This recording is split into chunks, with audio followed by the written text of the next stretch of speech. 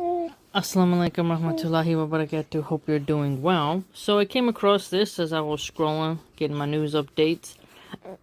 Excuse me. And if you live in California, you understand how housing is, and I'd also argue New York. Here we see Daily Mail contends that working 40 hours per week won't cover a 2-bedroom in any U.S. state. It used to be the 40-hour work week, the gold standard of American labor. But now, that is drying up. So I want you to think about all the politicians who were talking about Sharia law, we gotta ban Sharia law, which is not even a real issue, but are silent on the housing crisis for young people, right? And also property taxes for elderly couples when, they retire and their property taxes are not a fixed rate. They can go up, up, and up. And if you don't pay those property taxes, you can get kicked off your land and your house will be repossessed. It says here, according to the National Low Income Housing Coalition Out of Reach 2025 report, a full-time worker needs to earn an hourly wage of $33 basically. Now, if you look up which political parties in America are for raising the wage, and for those who say no, you don't need to raise the wage, this comes into play during many election seasons, and it's the Republicans who often say no, don't raise wages. But I do recall in the past I'd be like, if you raise wages, the cost of things will go up. But obviously, things can't be kept this low. And if you look at the federal minimum wage in different states, and you can be, shocked to see how wages are not tied to inflation. Pretty intense. Now it says here, the average minimum wage worker in the U.S. must work 116 hours per week. So you're going to need 2 full-time jobs. This is where you see the argument of women having to work. And also, this pushes a lot of people to do bad adult content, pushes women to get abortions, and you see a sort of dwindling of the middle class, and subhanAllah, I think it's time for people to stop talking trash about Pakistan and India and Afghanistan and other countries, because if you look at Muslims, they've figured out how to still find joy on this planet while not having a bunch of luxuries. I always hoped I would have a big house like the one you're seeing here in the picture, but farther away from people, and with a fence. I don't know why some people don't put fences in there. And, hold on, they don't put fences, but I also notice how see how there's no gardens here? That's because in a lot of these zoning places, they force you to have grass and waste water on grass. Think about that. Because it looks more aesthetically pleasing. Now, if more people, imagine every yard had at least one fruit tree and had some vegetables, and then in that community, they set up a little market. Like if you're hungry and you need it, come and get it. How many people would be fed? But again, they don't really do that stuff. And some yards don't even have trees. And trees are great for the environment. So a perfect snapshot of what I've always talked about. Food scarcity is enforced, I'd argue. But a lot of people will not be able to afford a big house like that. And if you think about how we're told in paradise, people will have houses. That's something to think about, right? A house in Jannah. In no state, metropolitan area, or county in the U.S. can a full-time worker earning the federal minimum wage or the prevailing state or local minimum wage afford a modest 2-bedroom rental home. So, when women say, I don't need no man, but then they turn around and say, feel bad for me if I'm a single mom, a lot of women, if they become widows, we need a social safety net for these women. A good, proper social safety net. But Section 8 housing, Trump has made it to where you only can be on it for 2 years, and that it's not a lifestyle, he said. And MAGA was cheering this. The funniest thing in the world is going to be when the MAGA people, if they find themselves not making as much money being a Zio online, and the gravy train dries up, and they have to go into the housing market and get a real job instead of streaming and making rage bait and clickbait. They'll begin to see like, oh, these policies that we advocated for, man, they're not that great. So something must be done. And I think I like about Muslims from other countries, especially the Middle East, is just how they have families together. In America, it's like kick you out at 18, go out on your own, put grandma in an old folks' home. Everyone's divided, no one's living together. I like the idea of these compounds that a lot of Muslims do. And if you think about having all your family together in a large property, that's how you create a little village in a way. So I've also noticed a lot of Latinos, even though a lot of the Magatardians hate the illegals, they live together in an apartment. When you go to have kids, yeah, you need your space. But when your kids get older, have them come around more and live there. When the grandparents age and the grandchildren grow up, live with your grandparents. Make it work. Something can be done. Let me know what you think.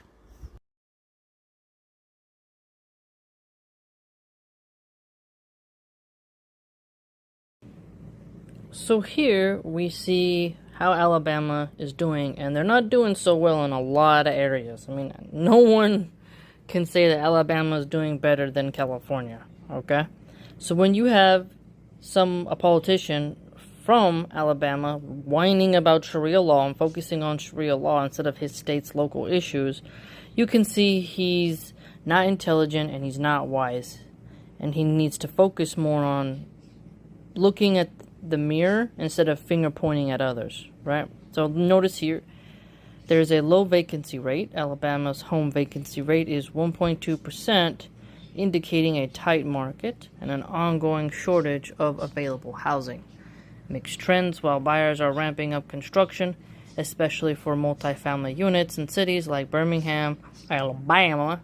Inventory remains a primary concern for the market as a whole. Talks about interest rates. Ooh, Sharia law has something to do with interest rates, much better than the current system we have now. Mortgage rates continue to impact affordability despite some recent decreases. Relief on rates. The first half of 2025, Alabama saw one of the largest decreases in average mortgage rates nationwide, with a rate dropping of 4.8% in the second quarter. And this provided some relief. Lingering high prices, however, this decrease only offers partial relief. Overall home prices have increased significantly over the past several years, and current rates are still much higher than the historic lows seen during the pandemic. This makes home ownership less accessible for many, even with slight rate reductions. And it says here increased financial risk. Wallet Hub data from September 2025 shows that despite decreases in mortgage delinquency, many Alabamians are still adding new mortgage debt, indicating that some may be taking more financial risk than is sustainable. And in here, you see that they are mentioning that whites are doing better than blacks and Hispanics. Very important to note the issues Alabama has when a politician from Alabama doesn't seem to really focus on what actually matters.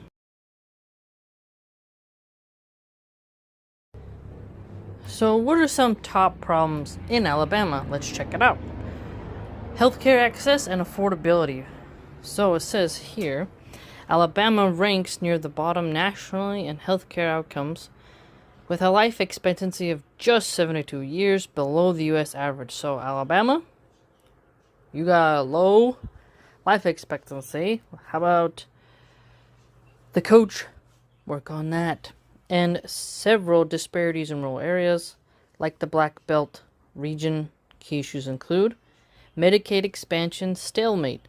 About 220,000 low-income residents fall into a coverage gap, ineligible for Medicaid, but unable to afford marketplace insurance. That's a rough place to be. You know, a lot of Republicans are not for universal health care, And yet, the war machine rages on. Foreign aid goes to is not real in Ukraine, while the American people can't even get health care. It's really heartbreaking. Expansion could cover them and prevent rural hospital closure. 24 are at immediate risk. If you look up 700 plus hospitals have closed so far in the United States, you begin to see that we have a strange problem growing. And here we see that Alabama is facing hospital closures as well. Will that Republican mention it? Probably not. But Republican lawmakers cite costs and federal uncertainty under the Trump administration as barriers. So, money for war, but not to save hospitals. High infant and maternal mortality. The state has one of the nation's highest infant mortality rates tied to poverty and limited prenatal care and maternal death rates, disproportionately affecting black communities. That's really heartbreaking because that shouldn't even be a thing. In a first world country, that's what we hear all the time, right? First world country, and yet we still got problems like this. And Republicans are the ones who fought against, and Charlie Kirk also fought against, free school lunches for kids. So, they fight against universal health care. They cut free school lunch programs. They also cut food stamps. You just look at how anti-life they really are. It's pretty sick. I know there's problems in both parties because the left fetishizes at a certain point abortion, but we really got a problem going on here, and mothers deserve better. Provider shortages and closures. Recent shutdowns like Thomasville Regional Medical Center leave residents traveling 90 plus minutes for emergency care, worsened by potential federal Medicaid cuts that could strip coverage from 800,000 Alabamans. That's wild. 90 minutes? 3 hours? I thought it was bad to drive 40 minutes. 90 minutes in an emergency. Could you imagine? If you got a problem, These challenges strain families financially and contribute to broader health inequalities, with advocates pushing for public-private partnerships in the 2025 legislative session. Poverty and economic hardship. With 41% of households struggling to afford basics like food and utilities, third worst nationally. So Alabama ranks third worst nationally. This politician, though, Sharia law, Sharia law. Poverty affects nearly 1 in 4 children and drives many social ills. Alabama's regressive tax system, including a state grocery sales tax, though reduced by 1% in 2025. 1%, you don't say. A low per capita income exacerbate this. You have wage gaps, food insecurity. Nearly 1 in 4 kids face hunger, though summer EBT benefits providing $40 a month per child starting in 2025 offer relief. The Sunbucks program, I think that's what they call it over there, calls for universal free school breakfast aim to address this. Universal free school breakfast. Charlie Kirk, look at the video, he was against that. He thought, oh no, parents just need to work. Wait a minute, I thought you were for traditional living, so wouldn't that mean the mother's staying home? But Charlie didn't marry a traditional girl, did he? She did beauty pageants, she did music videos, she paraded herself around basically in underwear, because a bikini is basically underwear, okay? On a stage. No, she wasn't trad at all. And now she's a CEO, feminist boss babe.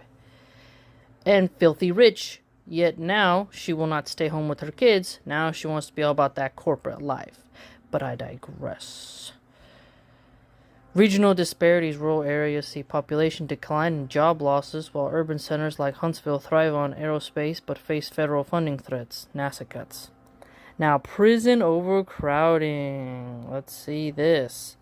I thought they were white, though. I mean, the white supremacists are always telling me, hey, you just need a white majority area and everything becomes a utopia.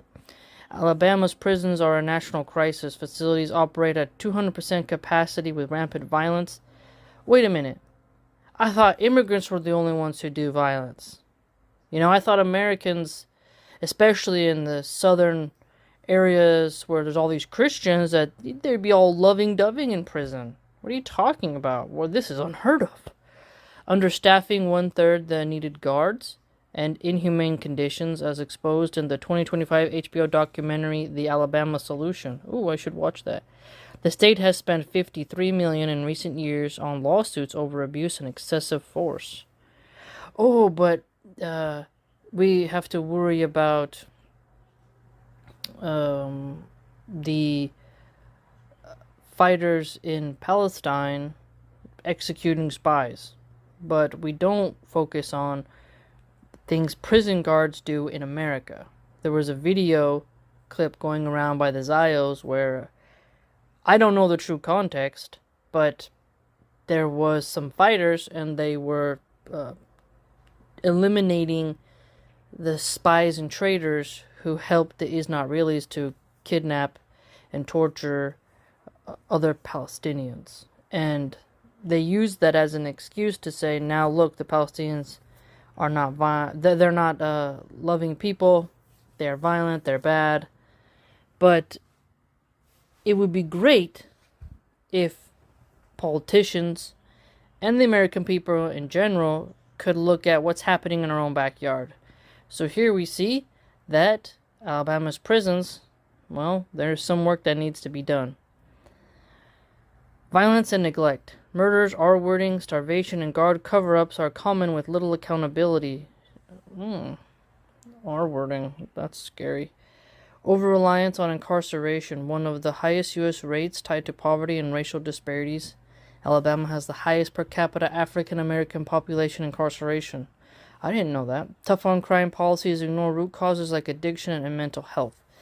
We need tough on crime. We don't need soft on crime policies, right? Because the guy who shanked that Ukrainian refugee on the bus, he had over 20 previous arrests. He should have, had the 3 strikes law applied to him. And he had mental problems, so, you just can't keep letting people back out on the street. Yes, we should address mental health and addiction, but just because you are mentally ill and an addict doesn't mean you have to go around preying upon the people and that law doesn't apply to you. Parole and bail issues, release of violent offenders, 43 cop killers since 2017, and bail reform have sparked backlash, while the state builds $8+ billion in new prisons without addressing rehabilitation.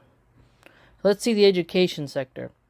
Alabama's education system ranks low nationally with underfunded schools, especially rural ones, leading to poor outcomes and perpetuating poverty cycles. Now, California has better education than Alabama. But you'll see a lot of these politicians from Alabama, and especially the one I'm covering here, they're like, oh, Obama's fault, Biden's fault, Harris' fault, name a blue person, and it's their fault. When that guy is elected to fix his state's issues. One really glaring problem is the amount of politicians in a republic who don't actually focus on their constituents, their direct local problems. They're all trying to become president. You know what I mean? They're all trying to get into the right cabinet. They're like, F these people who got me elected. I gotta, chase the trend so that I can get up to the White House. Resource shortages, chronic understaffing, outdated facilities, and distractions like cell phones targeted by new 2025 legislation hinder learning. Wealthy white counties block equitable tax revenue sharing, shortchanging poor black majority areas. Child hunger and access tied to poverty. This affects focus and attendance. Universal free breakfast is a 2025 priority. So, in Philadelphia, they give you a morning bun and a milk carton, something to eat, because a lot of people, if they can get fed, they'll go to school. It's something to really think about. It's very important. But you have a lot of right-wing Christians who don't really want to fund that. So that's another problem that we have to examine and fix. It's sad. Workforce pipeline, low postgraduate rates, 11% limit economic mobility with calls for outcomes based on higher ed funding. So here, what have we really learned so far is that Alabama has so many problems, and they need to fix that. Crime and opioid, it's intense in those spots. So let's do some research and see if we can find if he has any comments on that. Assalamu alaikum rahmatullahi wa barakatuh. So here we see that the coach is mentioning things not related to his state. So if you recall, the guy here in the video playing, he shanked, DeCarlos Brown. It pops up the name right as I say. Shanked that lady, and that was a, big thing because it was racially motivated and he's mentally ill. And yet we don't have a lot of Republicans focusing on addiction and mental health stuff. I typed in prison reform, and this is what popped up. So here, what else do you notice? He's talking about banning the Chinese, Iranian nationals from studying in America. Is he talking about his own state's issues? No. What he's trying to do is signal to the Zios. Oh yeah, I'll take your money, If you protest against genocide on a college campus, you should be deported. First Amendment, he thinks, doesn't apply to people who are immigrants or on a visa. And this means he's protecting warmongers and genocide lovers. So he says, no American family should have to bury a loved one because woke politicians in D.C. chose to harbor criminals and are... So notice here. Talking about illegals, not talking about things in his state. Okay. So, border things. So, why is he mentioning the border a lot when he's supposed to be taking care of Alabama? Because he wants to run for the White House. That's what it is. Mass parolee is out. See that? Every human being is created by God and has inherent dignity, including those with disabilities. Crucial safeguards for people with disabilities. Achieve independence. That one doesn't... What the heck does that have to do with prison reform? So here, he supports the Gestapo ICE rounding up people. Again, not a lot of prison reform for his peeps. I don't really see much for prison reform. Look at that.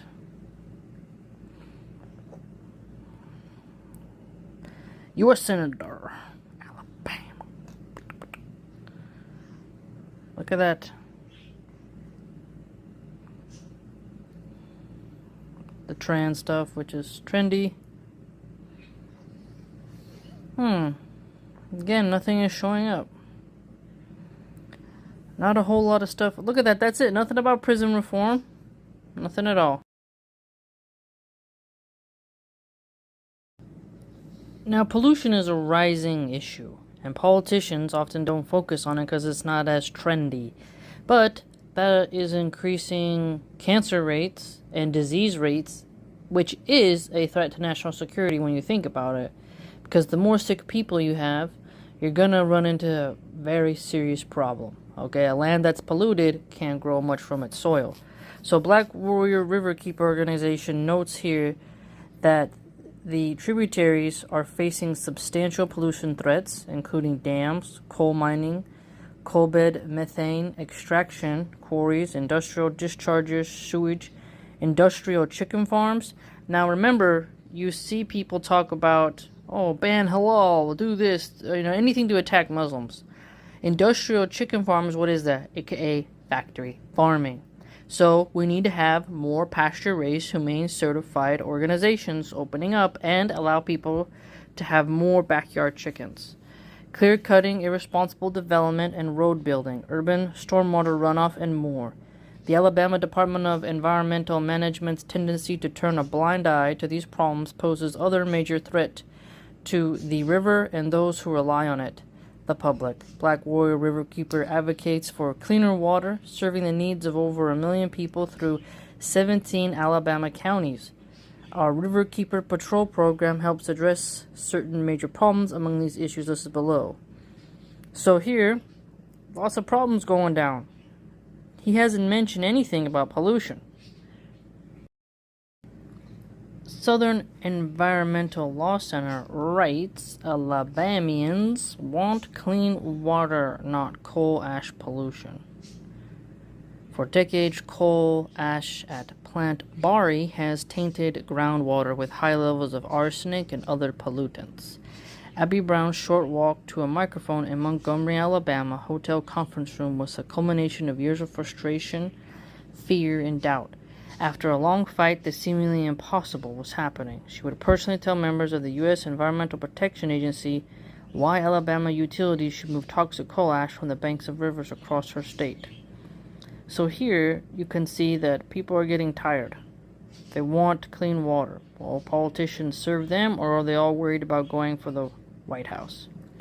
The people of Alabama deserve clean water just like their neighbors. That's what we're fighting for. The Alabama Department of Environmental Management initially greenlit utilities' plans to leave all of the toxic byproduct of burning coal in place. You recall Trump said clean coal? There's a lot of Republicans who think coal isn't a problem here. The plan included capping coal ash sitting in primitive, unlined, leaking pits, submerged in groundwater. Covering up toxic coal ash doesn't stop water pollution or spill risk from floods and hurricanes. The South's coal ash problem. Nearly every major river in the South has had one or more unlined, leaking pits filled with toxic coal ash from power plants on its banks. Coal ash contains dangerous heavy metals like lead, mercury, cadmium, and arsenic, which are known to cause cancer and other serious illnesses, according to the EPA. So, cancer linked to pollution. Why are people like the coach focusing on immigration at the border? What's hurting his people right now? Is it the illegal agricultural workers in California and Texas? Or is it the cancer-causing pollutants in his South? Think about it. In addition to water pollution, catastrophic spills have devastated communities and waterways, including the largest coal ash spill in U.S. history, 2008 in Kensington, Tennessee, and 2014 spill at Duke Energy Dan Rivers plant, resulting in 39,000 tons of coal ash and millions of gallons of polluted water pouring into waters in North Carolina and Virginia. Again, pollution, big problem. Again, we have to focus on cleaning up our own backyard. Notice here, he says we must cut burdensome environmental regulations and streamline permitting processes to unleash America's energy independence. Coal is used for energy. So you see regular folks being like, hey man, pollution's becoming a problem and coal ain't that clean. And if you go back to the other clip that I included, he's talking about the Christians in Nigeria. What the heck is he talking about Nigeria? Wow, he's got pollution causing cancer in his state. And I typed in coal pollution, and this is the only thing that came up. And he thinks environmental regulations are burdensome. Think about that. And just for reference, this is where Alabama is on the map. So to make matters worse, we also see he's one of these morons who thinks that if you're against genocide, that means you hate America. And he's for the deportation of people who protest against genocide. It's interesting. He talks about the Nigerians. Oh, there's a genocide in Nigeria. He cares about that because it's Christians and supposedly Muslims are the oppressors. But when Muslims are the victims of genocide, he thinks that's nothing important. Alright? And he contends that we're funding our own demise and we need to smell the roses. Because students have decided, hey, we think that this is wrong.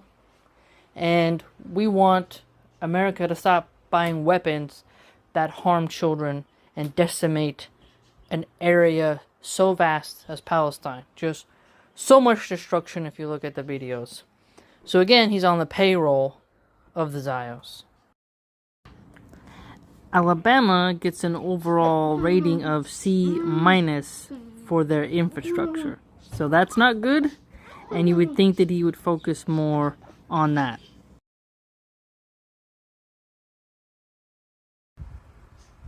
So here we see the Alabama's infrastructure report card, and it's done by the American Society of Civil Engineers.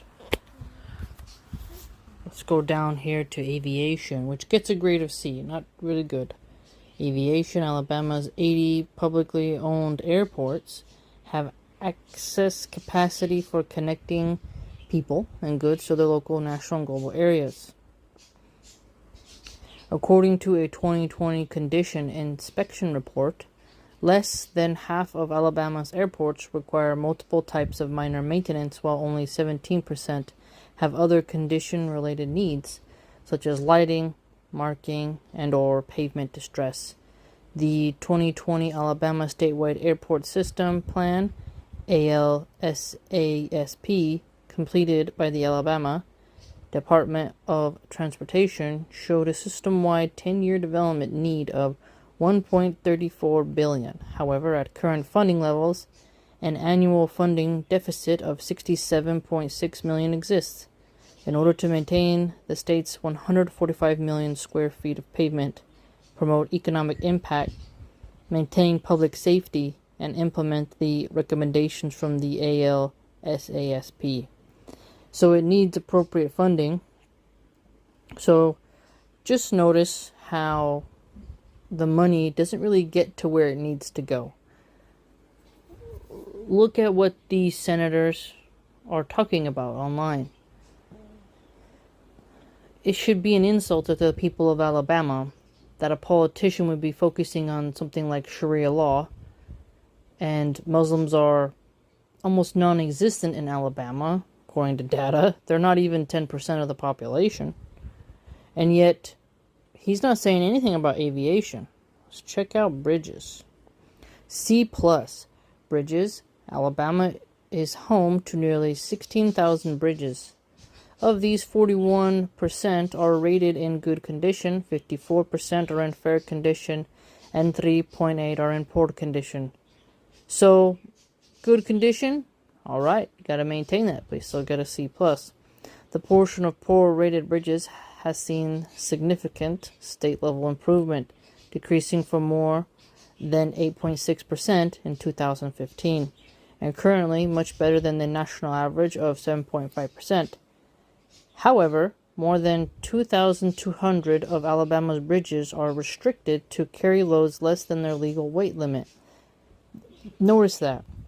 They start to restrict the loads because of they fear it'll collapse. That means that 14% of Alabama's bridges cannot allow fully loaded semi-tractor trailers, dump trucks, or concrete trucks to pass over them.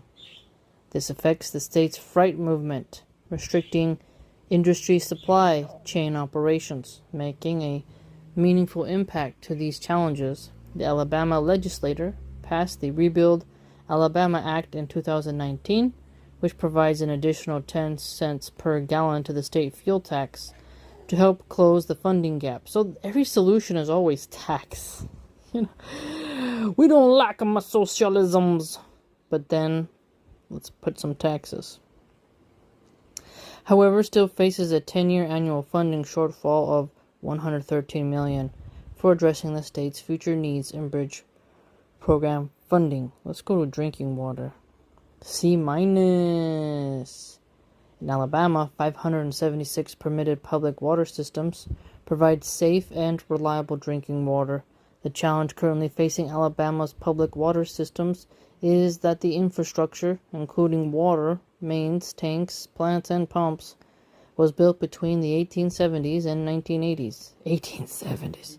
It has aged well beyond its intended life, making near-term repair and replacement of these components crucial to the continued operation of our water systems and innovative funding sources to address these needs.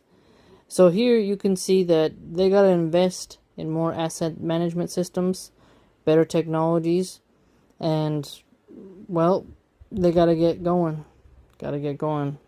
Let's check the water quality ranking. Alabama utilities struggle to meet new limits on forever chemicals in drinking water, PFAS. PFAS are becoming an increasing issue in America, and Trump has done little to nothing about that. Here we see that there is also a mix between, hey, some places in Alabama are good, and others, hey, we got these forever chemicals making water really bad. Go down here. Last week, the U.S. Environmental Protection Agency's new maximum contaminant limit for PFAS, a group of man-made chemicals linked to numerous health problems, including cancers. That means that drinking water providers will be required to test for these chemicals and by 2027, and will have to remove them by almost non-existent levels by 2029, inshallah. So, focusing on those toxins will help reduce cancer rates overall. The politicians who don't focus on water quality and instead focus on Sharia law are quite disingenuous. Here we go down here. It says PFAS, they can cause cardiovascular disease, bladder cancer, strokes, heart attacks, and reproductive harm, like preeclampsia and low birth weights. And Alabama is struggling to meet those limits. At least 4 water systems in Alabama have reported PFAS concentrations as high as 40 parts per trillion since 2020, according to records filed with the Alabama Department of Environmental Management.